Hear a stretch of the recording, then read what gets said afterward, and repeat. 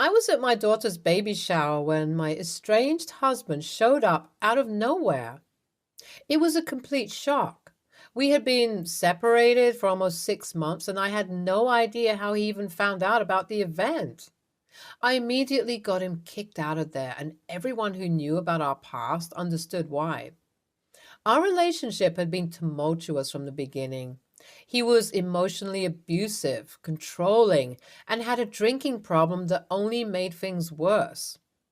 It took me a long time to realize that I needed to get out of that toxic environment, but when I did, I was determined to never let him back into my life again. But despite my efforts to keep him away, he wouldn't stop trying to contact me.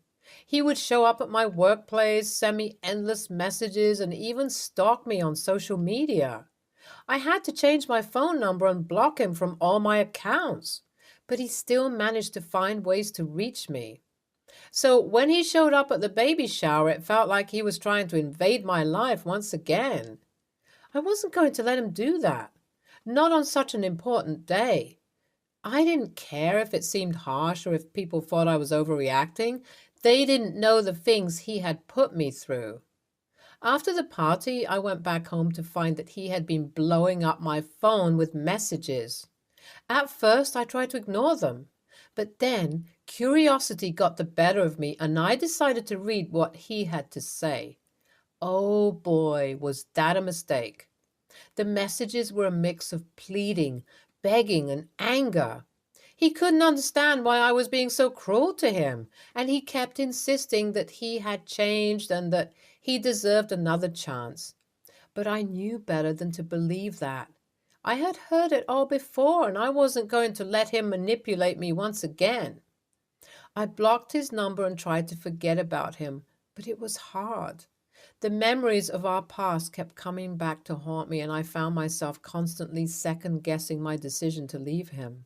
It was a battle that I fought every day, and some days it felt like I was losing, but I knew that I had made the right decision. I didn't want my daughter to grow up in an environment where she saw her mother being mistreated. I wanted her to know that she deserved better than that, and that it was okay to walk away from toxic relationships. It wasn't easy, but I had to stay strong. I couldn't let him back into my life, no matter how much he tried to convince me otherwise. I had to focus on building a better future for myself and my daughter, one where we were safe, happy, and free from his influence. The next day, there was a knock at my door. To my surprise, it was my husband's family standing outside. I hesitated for a moment, but then I invited them in.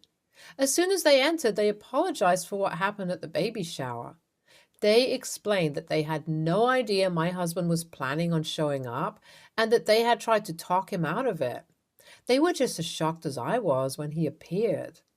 I could tell that they were genuine in their apology and that they truly cared about my well-being and the babies.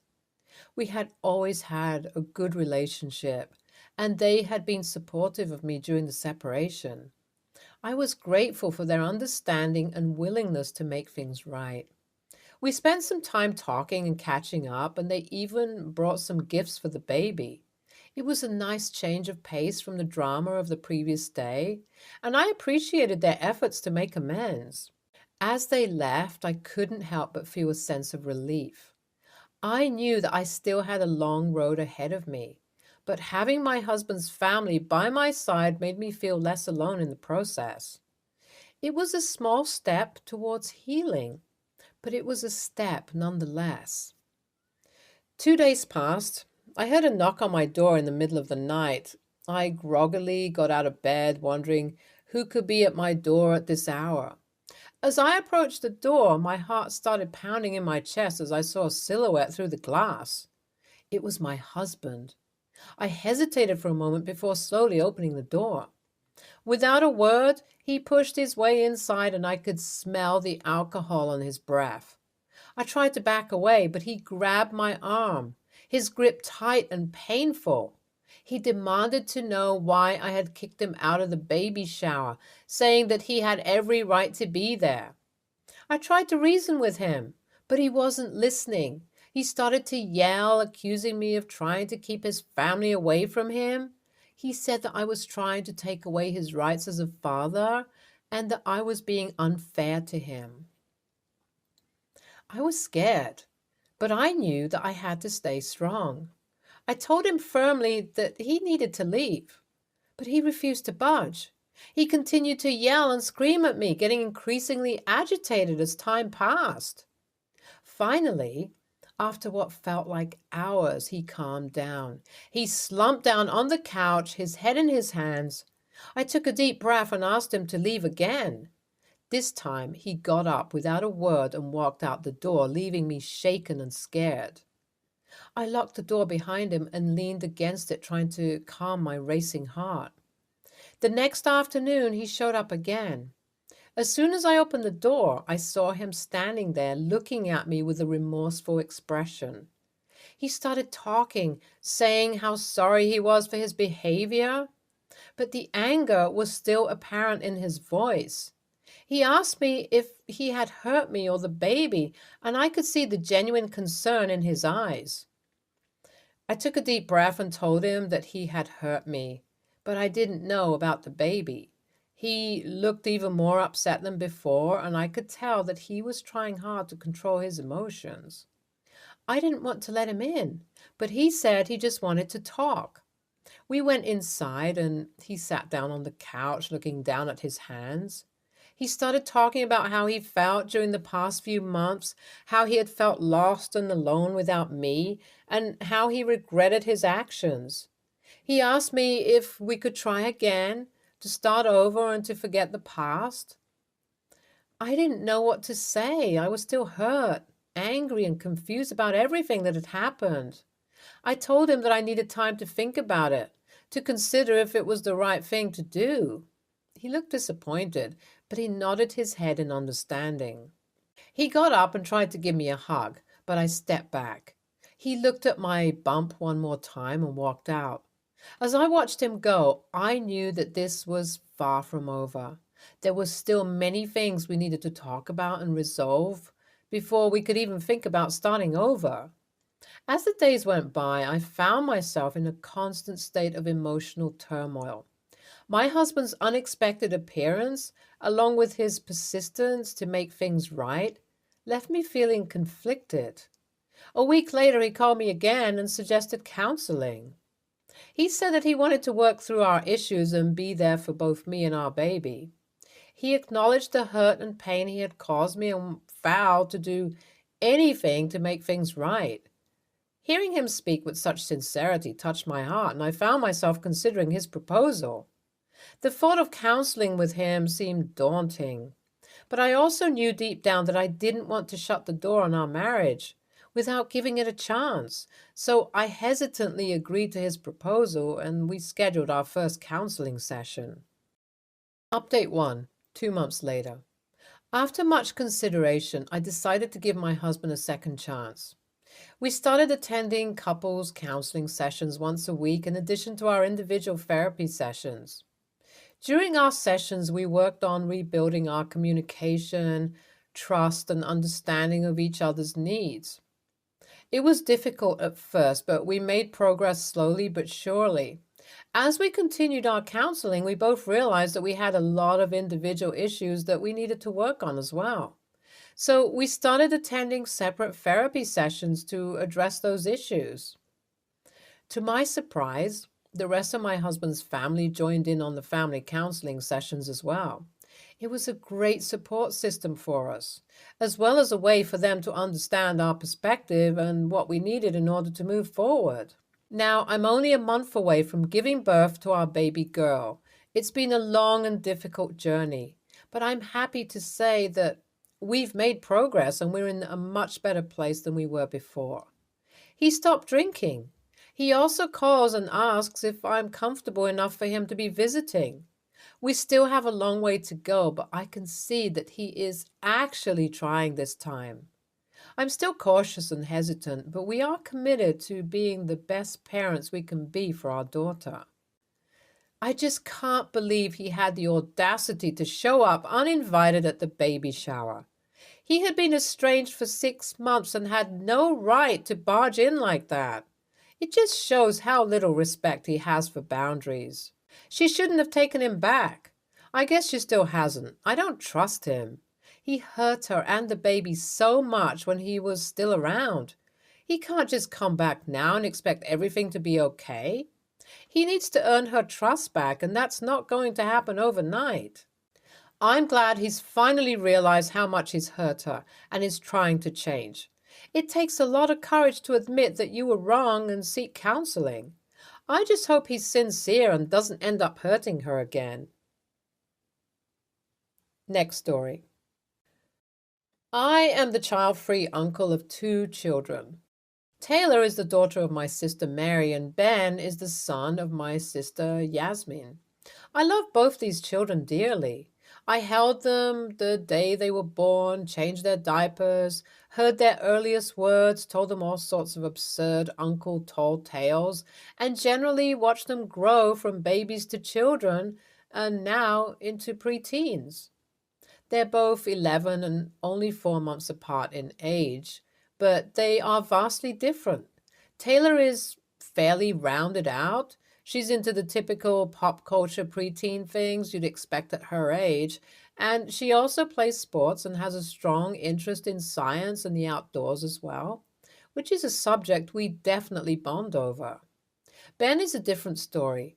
Since the age of 8, Ben has been glued to a computer screen of some kind, and I can't recall the last time I saw him where he did not spend 90% of the time playing on a computer, iPad, etc. I'm not judging him for this. Just a statement of fact, though I do think it's a bit concerning, but that's an issue for his parents. Additionally, though I love him, Ben has become more difficult to like lately. He's often rude, sarcastic, and acts like a smartass. I know this is partially part of his age, but his parents don't push back against this enough, in my opinion. Also worth noting is he rarely ever wants to participate in any activities that aren't digital. For example, recently we had a family get together at a lake, and Ben just stayed inside the whole time. Recently, my family had a few get togethers, and at one, my wife and I were talking about a trip that we're planning for the summer. We recently purchased a camper, and we're going to do a road trip to a nearby state to do some rock hunting. We're both amateur geologists. And we will also stop at some springs and parks and such. This is planned for early summer without solid dates yet. Taylor was very enthusiastic about the idea and asked if she could come along. My wife and I were both okay with this and told her we'd have to talk to her parents. This was done with pretty much my whole family around, including Ben, who was on his computer. I know he was at least partially listening because earlier in the conversation he asked if we had a TV in the camper. Later, I got a call from Yasmin who accused me of favoring Taylor and excluding Ben because I didn't ask him if he wanted to go too. I told her that's ridiculous. Ben could have said if he wanted to go, and honestly, he's never shown any interest in the kind of things we'll be doing. Yasmin said we're still leaving Ben out, which I suppose we are. But ultimately, this is my wife and I's trip, and I don't want to spend big chunks of the time dealing with attitude or fighting to get Ben to come along with us. Otherwise, I foresee at least one of us having to miss out on many activities because Ben will refuse to do them and just want to stay in the camper. So AITA for not asking, and not planning on asking, Ben if he wants to come along? Edit. We didn't invite anyone. Taylor jumped in and asked when we were describing the trip if she could come along. NTA, surely it's completely normal for 2 different cousins to start doing different kinds of things. Not everybody has to be included in every activity, especially if you're the uncle, not the parent. Everybody knows children, especially boys and girls, develop at different rates at different ages. When you want to join in with our adult-type activities, we'll be happy to have you along. Over their lifetimes, there will be many times when one comes with you for something and the other does not. This is just the first of those occasions. NTA. Yasmin is mad that she won't have a chance to dump her irritating kid on someone this upcoming summer. She's not concerned about her kid feeling left out. She's concerned that she doesn't get a kid-free vacation. Ben would not bring anything to the trip other than attitude. Taylor is going to help make great memories. You didn't even ask Taylor, but she brought it up. If Ben were interested, that would have been his time to speak up. No, this is his mom upset. She doesn't get rid of him. And an 11-year-old being a rude and sarcastic smartass? That's not the age. That is on his parents. Next story. I, 26, female, have been married for 7 years. My husband and I were young when we got together, and as a result, I became like another kid to his parents. But that's another story for just no. Anyways, I never thought of his sister, 27, female, as anything less than my own. So when she had her kid, 2, male, I was excited. I've got my own kids, but I was happy to have a nephew. So my sister-in-law lives next door with her parents. The issue is that I've become the baby drop-off center.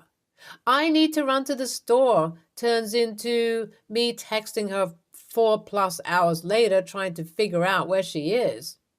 It's always someone else's fault for why she's late.